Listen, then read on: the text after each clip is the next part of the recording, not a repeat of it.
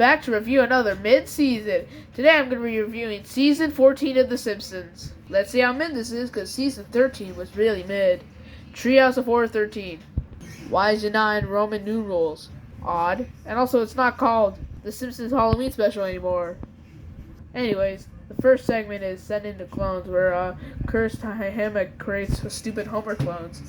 Fortunately, this is the only good segment in this episode. The middle segment is The Fright to Creep and Scare Harms, where a gun ban allows zombie outlaws to terrorize Springfield. And the last segment is The Island of Dr. Hibbert, where the Simpsons visit an island where Dr. Hibbert turns people into the island hybrids. Yeah, the last two I mentioned are so mid, which is a shame. I usually like these Treehouse of Horrors, but we come to a point where they all start to get mid, and I either like one of the segments or I just like none. But hey, that's how reality is. How I spent my strummification. Homer attends a rock and roll fantasy camp run by the Rolling Stones after being secretly filmed complaining about his family. I mean, I guess it's a fine episode. I mean, it's not good, but it's not bad either. It's just kind of in the middle of the standard, so yeah. Bart versus Lisa versus the third grade. Bart being demoted and Lisa being promoted, placing them in the same third grade class, which fuels sibling rivalry as Bart excels due to prior knowledge while Lisa struggles. Then they go on a field trip and they have to work their way together to get back because they get lost. This is a pretty good episode. I like how they have to work together in order to get their way back home. Or I guess field trip, I guess. Also, Bender from Futurama makes a cameo. Large Marge. Marge accidentally receives all jokes aside, this is a really good episode. Kidding, I'm not one of those guys. Trust me when I say that, I'm not one of those guys. I guess this is a decent episode, I guess. Let's move on! Helter Shelter. The family must live in a 19th century style house for a reality show called the 1895 Challenge. After termites destroy their home, leading to conflicts as they struggle with the primitive lifestyle, and the show's producers interfere to boost ratings. Seeing The Simpsons in a TV show? Did they reuse plots from Behind the Laughter? If they did reuse the plot from Behind the Laughter, then this would be kind of unoriginal, which definitely proves they're running ideas. If you see them reusing plots, then yeah, they're definitely running ideas. So yeah, this is not that good. The Great Louse Detective.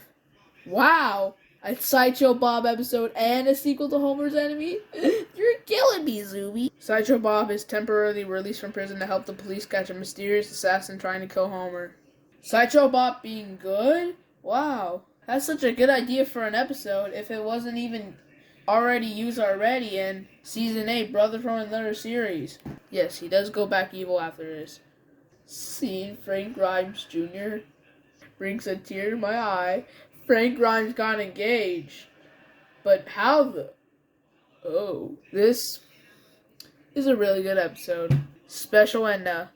Bart nominates his teacher, Edna Krabappel, for Teacher of the Year after Principal Skinner disappoints her, leading to a family trip to Orlando for the awards ceremony, where Skinner tries to sabotage her chances to win her back, but ultimately proposes to her instead. I like how Bart is loyal to Mrs. Krabappel. We never see that much in the series. Anyways, good episode. The Dad Who Knew Too Little. Homer tries to bond with Lisa after realizing he doesn't know her well, hiring a detective to spy on her, but things go wrong when he refuses to pay the detective, leading to the detective framing Lisa for a crime, forcing Homer and Lisa to go on the run to prove her innocence. I mean, I guess it's a fine episode. It's just, at some parts, Homer's kind of a bad father, but at some parts, he just wants to be with Lisa, so it's kind of hard to hate Homer in this episode, even though I kind of wanted to, for all the trouble he put Lisa in. But hey, whatever. Guess it's a fine episode. The Strong Arms of the Ma. Marge discovers, after being mugged, leading her to start weightlifting to regain confidence, but she becomes addicted to steroids, resulting in rage and a bodybuilding competition before Homer helps her destroy the weights and return to normal. What were they thinking with it? Why did they make this episode? Why? No. They, what? Did they start a goon busting business and wanted to catch gooners gooning to this episode? I don't know why they made this episode. This is too random. Pray anything. Homer, inspired by Ned Flanders' good fortune, starts praying for anything, leading him to sue the church after an injury and win the deed to it, which he then turns into a home until Fred sets things right. I don't know. I don't. This episode's kind of mid. This is the most boring episode ever. There's not a single joke where I laughed at. Wow. Barting over. The 300th episode! I'm kidding, it's the Strong Arms of Ma, but I guess they wanted to forget about the episode, and I guess Pray Anything would be a boring 300 episode, so they just choose this episode. Well, if you didn't like those two episodes, why did you air those then? Bart discovers Homer squandered his childhood earnings from a commercial, leading Bart to sue for emancipation and move out. I mean, I guess it's decent. I like the plot of Bart moving out and him meeting Tony Hawk, which is kind of random, but whatever. This is a pretty decent one. I'm spelling as fast as I can. Lisa competing in the Spell Olympics, spelling bee and discovering it's rigged, while Homer chases a limited edition Krusty Burger rib witch across the country. I like the two plots. They're pretty decent at best, but it has no humor, so it's kind of bland at worst. A Star is Born Again. Ned Flanders and love. That's all you need to know about this episode. This is a pretty good episode. Kind of funny how a movie star falls in love with an ordinary, good-hearted neighbor. That's funny, but that's ridiculous.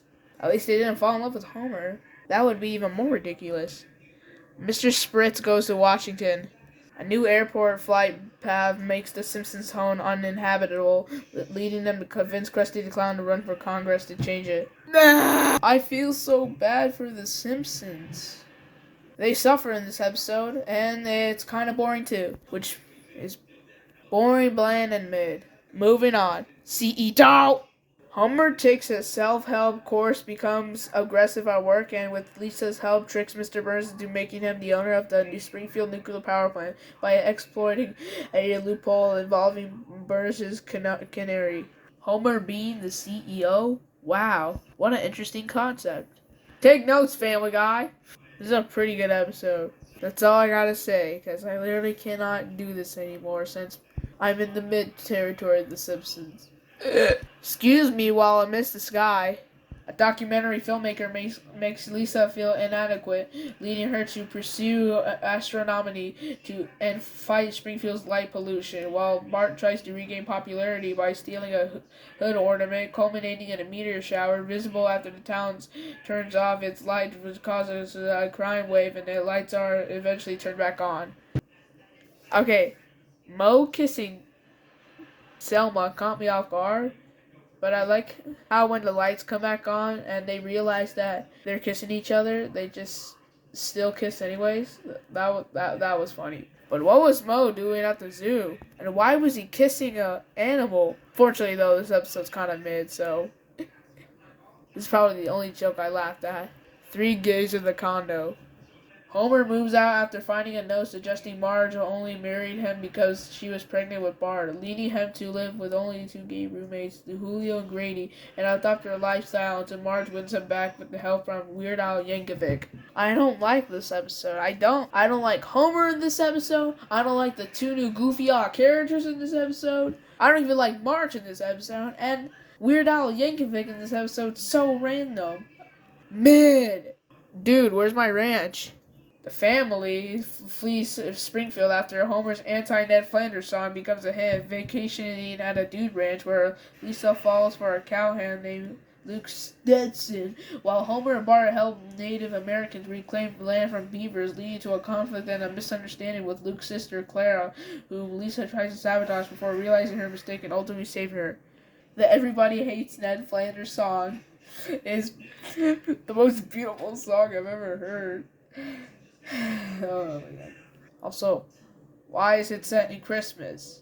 This episode came out in April, I think. Oh yeah, this is a mid-episode, by the way. Old Yeller Belly. Santa's little helper is brainwashed for being a coward and a fire, only to become the new mascot for Duff Beer, renamed Suggs McDuff, leading to his original owner returning to reclaim him. But a failed publicity stunt with a shark results in the shark becoming the new mascot and the Simpsons taking the dog back. Kind of decent. Only problem is it's mediocre at worst, but it's kind of decent at its best. Break my wife, please. Homer loses his license after a car accident caused by car gadgets, forcing a stressed Marge to drive, leading her to accidentally run him over, revealing her resentment and prompting Homer to try and win her back with an unselfish act, culminating in a barbecue for her. Okay? I can understand why Marge would take your anger out on Homer. I mean, Homer is a certified idiot. Marge, what do you see in him? Mid. The Bartivore. Bart and Milhouse are punished for destroying Ned Flanders' Beatles memorabilia by being forced into separate community service groups, leading to a rivalry that escalates into a full-fledged war between the groups, culminating in the parody of war at the Springfield Isotopes baseball game. This is so random. I don't like this. Why does South Park get poked fun at this episode? And why is the rest of this episode just utterly chaos? Why? This is the most mediocre episode I've ever watched in this entirety season. Mo Baby Blues. Breath of fresh air, finally. Suicidal Mo saves Maggie Simpson, leading to a strong but ultimately strained bond between them as he becomes her devoted babysitter, much to Homer's dismay. This is such a heartwarming, cute, and wholesome episode. I like it. No, I don't like it. I love it. I love this episode. I love Mo. Here's my final ranking, and that's it.